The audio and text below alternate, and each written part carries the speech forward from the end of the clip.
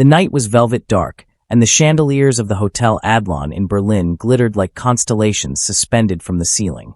The hum of soft conversation floated across the marble floors, accompanied by the clinking of crystal glasses filled with vintage wines worth more than most people's annual salaries. At a corner table, draped in white linen and adorned with a golden candlestick, sat Hans Keller, a man whose wealth was as notorious as his arrogance. He was known for crushing businesses, ridiculing competitors, and dismissing anyone he considered beneath him. Tonight was no exception. The millionaire leaned back in his chair, his tailored suit gleaming under the warm light, while he flipped through the leather-bound menu with disinterest. His lips curled in disdain as a young waitress approached, balancing a tray with practiced grace. She was slender, with striking eyes the color of old forests, and a posture that radiated quiet dignity. Her name tag read Elena. Hans didn't bother to look at her face.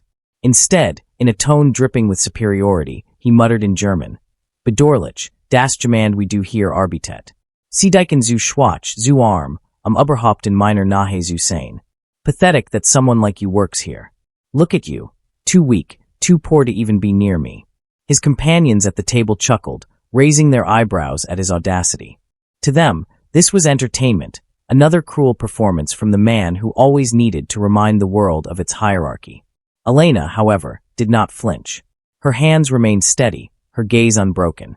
She set the glass down gently before speaking, her voice calm and crystalline, yet carrying a subtle force that demanded attention. In flawless German, her accent elegant, aristocratic even, she replied, "Es ist faszinierend, Herr Keller. Sie sehen Reichtum als Macht, aber Reichtum ist nur ein Spiegel der Seele. Manch Spiegel sagen Schönheit, andere sagen Narben. Wollen Sie wirklich das alles sehen, was Zeit. It is fascinating, Mr. Keller. You see wealth as power, but wealth is merely a mirror of the soul. Some mirrors reflect beauty, others reveal scars. Do you truly wish everyone to see what yours reveals?" The air shifted.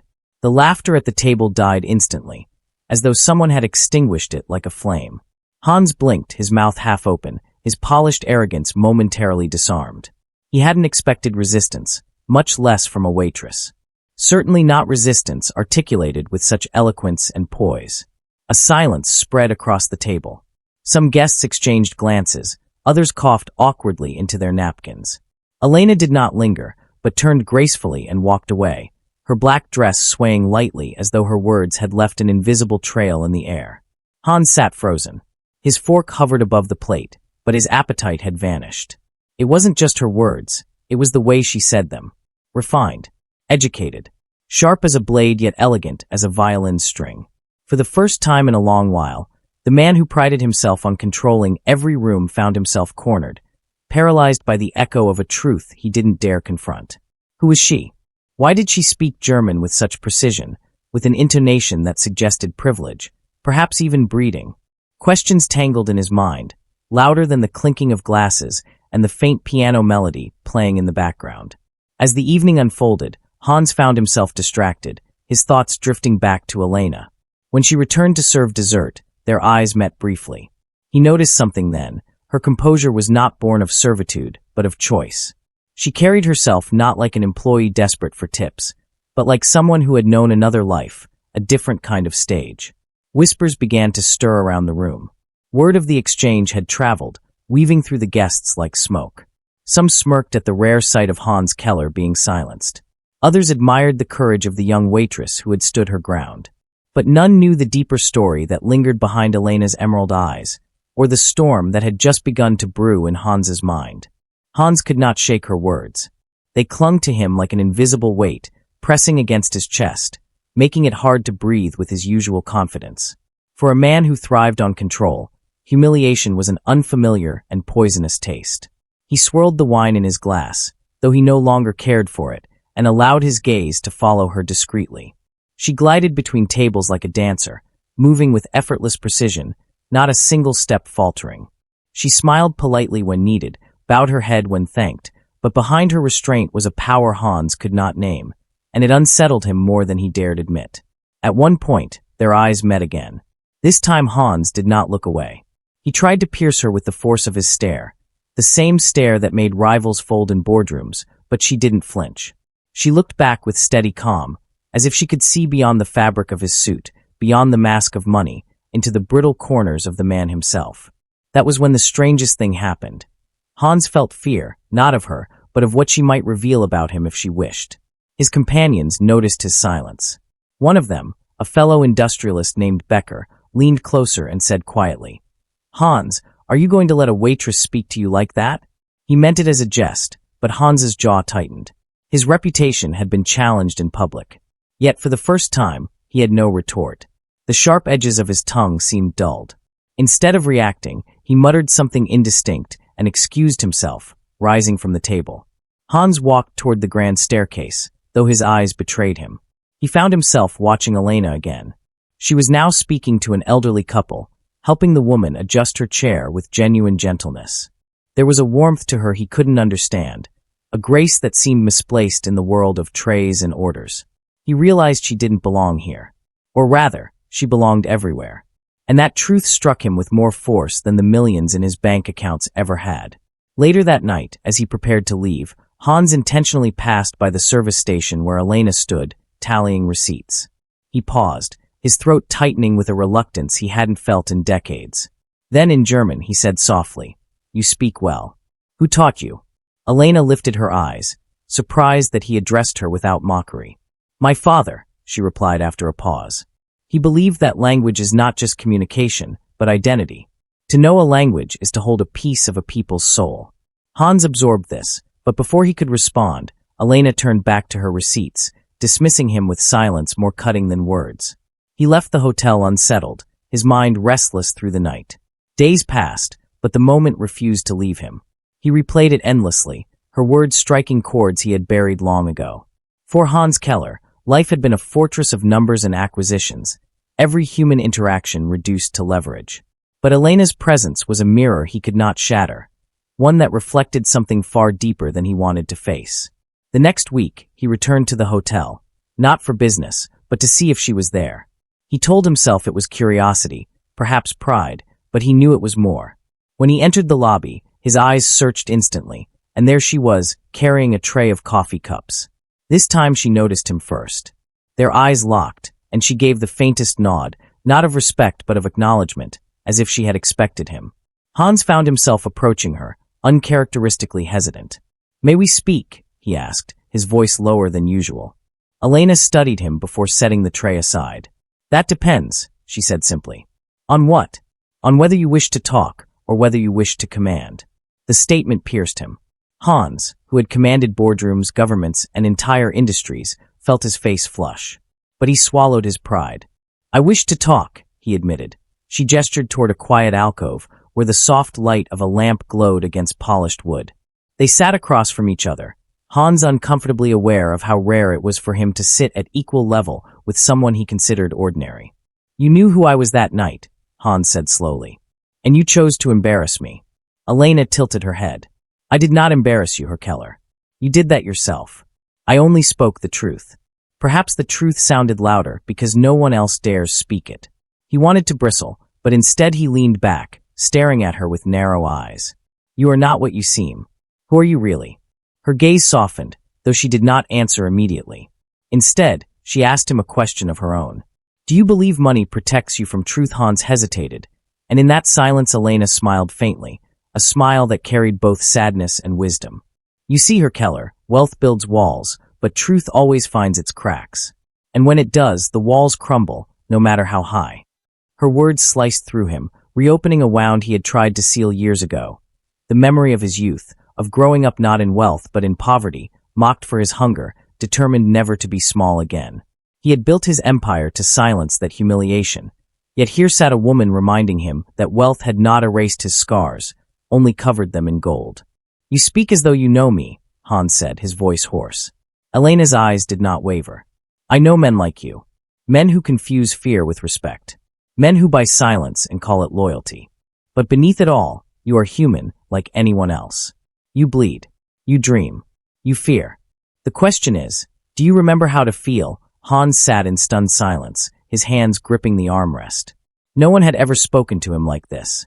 Not rivals, not lovers, not even family. He should have been furious, yet instead he felt exposed. And strangely grateful. Their conversation stretched longer than he expected.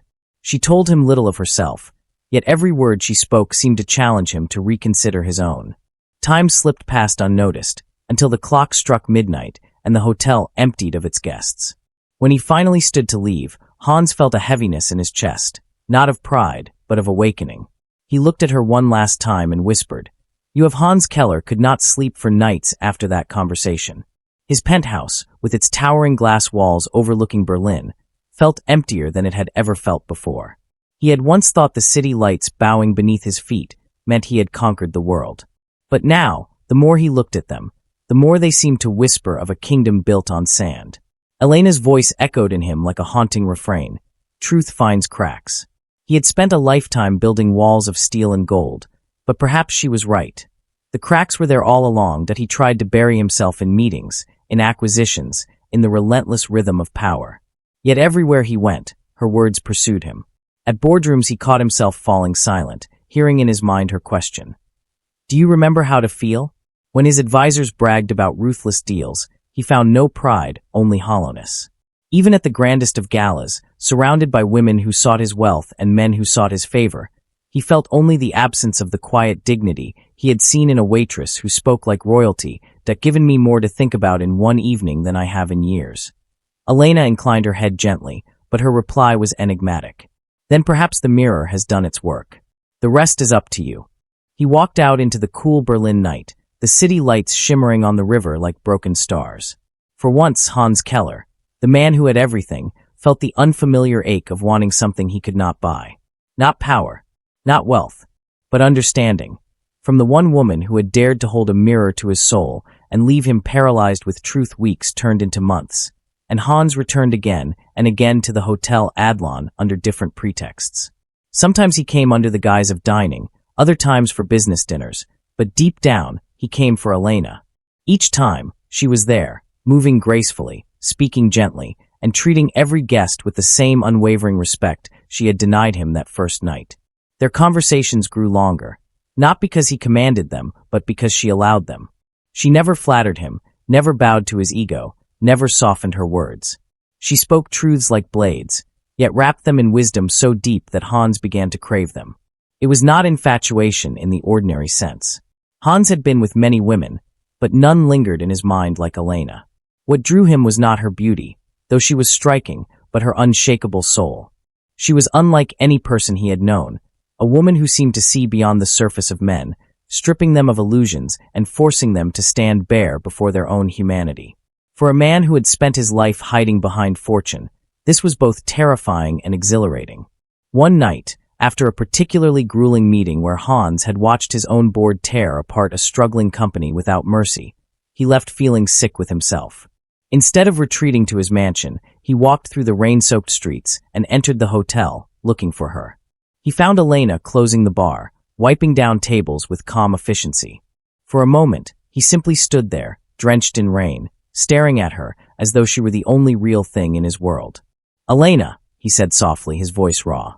She turned, her eyes widening slightly at the sight of him, then softening. "Herr Keller," she replied, setting the cloth down. "What is it?" Hans hesitated, then spoke with a vulnerability he didn't know he possessed. "I am tired. Not of business. Not of wealth. Tired of myself. I've built everything, yet I feel I have nothing. And it frightens me, because for the first time in my life, I realize that maybe I have never truly lived." Elena studied him in silence, her green eyes searching his face as though peeling away every layer of armor he still clung to. When she finally spoke, her words were gentle but firm. "Then you are closer to life than you think. The moment you admit emptiness, you make room for meaning. But meaning cannot be bought, Herr Keller. It must be earned. Through kindness. Through humility. Through love." Her words struck him like a revelation.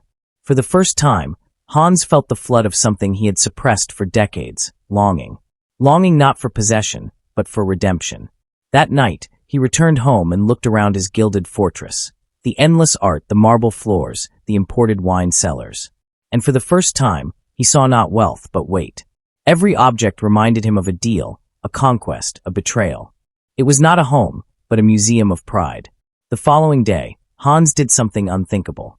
He summoned his executives and announced he was halting a hostile takeover that would have destroyed thousands of livelihoods. The board protested furiously, but Hans silenced them with a newfound authority. Not the authority of fear, but of conviction. "Profit without purpose is poverty," he declared. The words, though simple, shook even himself, for they were not his, they were hers. Over the months that followed, Hans began transforming his empire. He redirected vast sums into charities, into rebuilding schools, into funding medical programs. Newspapers called it a publicity stunt, rivals mocked him, but Hans knew he was not chasing reputation. He was chasing redemption. And yet, despite his transformation, there was one thing he could not command: Elena. Though she watched his changes with quiet approval, she remained the same. She did not seek his wealth, did not soften toward him simply because he was trying to become a better man. She remained steady, like the North Star, untouchable, guiding but never bending. One evening, months later, Hans invited her to walk with him along the Spree River. The water reflected the city lights in trembling gold, the air cool and scented with blossoms. For a while, they walked in silence until Hans finally stopped and turned to her. "Elena," he said, his voice trembling though he was unaccustomed to fear. "The night I insulted you was the night you gave me back my soul. You broke the man I was and forced me to see the man I could be. Everything I am trying to do now, I do because of you. I do not deserve it, but I must ask. Will you walk this road with me? Not as a servant, not as a savior, but as my equal, as my companion." For a long moment, Elena gazed at him, the river light flickering in her emerald eyes. Then she shook her head gently, though her expression was not unkind. "Hans, I was not sent into your life to be your prize. I was sent to be your mirror. You sought meaning, and you are finding it, but the path is yours to walk. Do not mistake the light that awakened you for the lantern that must guide you. You are your own lantern now." Her words pierced him deeper than any rejection. And yet, strangely, he felt no despair. Because in that moment, he understood. She was never meant to be possessed. She was meant to set him free. He looked at her, and for the first time in his life, he smiled not from pride or victory, but from peace. They parted that night on the riverbank, Elena disappearing into the crowd of the city as though she were never of this world to begin with. Hans stood watching until she was gone, then turned back toward the water. His reflection stared at him, a man transformed, a man finally awake. From that day on, Hans Keller lived differently. Not as the ruthless tycoon Berlin once feared, but as a man who built bridges instead of walls, who sought not to conquer but to heal. People whispered of his change, some praising, others doubting, but none could deny it. He had become something rare, a man who rediscovered his humanity. And though Elena was never by his side, her presence lived within him. Every act of kindness, every decision born of compassion, carried the imprint of her words. She remained his mirror, unseen yet eternal, reminding him that wealth without soul is emptiness, and that true power is not in riches, but in the courage to feel, to change, to live. Hans Keller, the man who once insulted a waitress in German, would be remembered not for his arrogance, but for his transformation. And the world would never know that it all began with one quiet voice, one unflinching gaze, and one woman who dared to hold up a mirror and leave him paralyzed with truth.